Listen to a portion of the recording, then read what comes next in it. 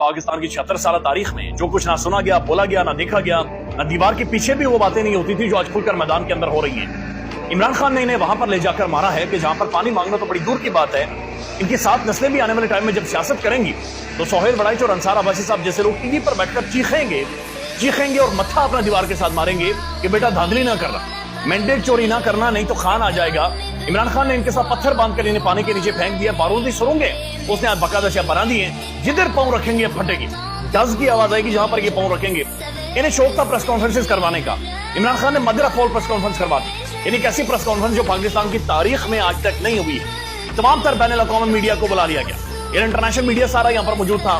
कोरी चिट्टी गोरियां, उसके बाद जनाब गोरे बड़े संजीदा किस्म के साथी जो लिखते हैं बोलते हैं, मारे वाले नहीं, जो लिफाफी हैं, जो ऐसे टाई ऐसे पहन कर शेव करके क्लीन शेव करके और उसके बाद मुफादात और कोठियां और समोसे पकौड़ों के ऊपर बिक जाते हैं या प्लॉट के पीछे पड़े रहते हैं। मैं तो देख रहा था वो अरशद शरीफ की तस्वीर लगाकर ये कुर्सी टेबल और रोटी मांगते रहे। तो ये वो वाले साथी नहीं है। बैनुल अक़वामी मीडिया, इंटरनेशनल प्रेस, पूरी दुनिया का मीडिया मैरियट के अंदर जमा हुआ और इससे पहले पाकिस्तान में इतना मीडिया नहीं आया एक तकरीबन जितना मीडिया आज मैरियट के अंदर मौजूद था।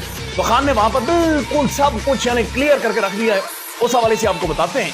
पाकिस्तान में ये सोचा जा रहा है, महसूस किया जा रहा है, लोग हैरान है कि मौलाना साहब को आखिर क्या हुआ है कि अचानक से इन्होंने किस खंबे को टक्कर मार दी है, कौन सी गोली खा गए, कौन सी दवाई खा गए, पानी ज्यादा पी गए। मौलाना साहब का मसला क्या हुआ है? मौलाना साहब वो बातें कर रहे हैं जो बातें बड़ी खौफनाक है।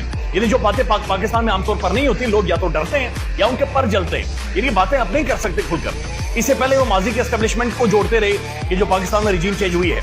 लेकिन आज गरीदा फारूकी साहब के शो में उन्होंने कुछ अहम तरीन इदारों की शख्सियात जो कि मौजूदा हैं उनके नाम ले लिए हैं। अब ये बड़ा संजीदा नौयत का मामला है क्योंकि जाहिर है पाकिस्तान में एक रिजीम चेंज हुई, पाकिस्तान की हुकूमत गिरी है, एक लीडर है जो जेल के अंदर मौजूद है, महंगाई का तूफान आया, एक तबाही इस मुल्क के अंदर निकली है और मौलाना साहब बहुत यानी सख्त किस्म की बातें कर रहे हैं और बहुत अहम तरीन शख्सियात के अब नाम लेना बाकायदा से शुरू हो गए हैं। ये बड़ी सीरियस नौयत के चार्जेस है, सीरियस नौयत की चार्जशीट है जो मौलाना साहब ने शुरू की है।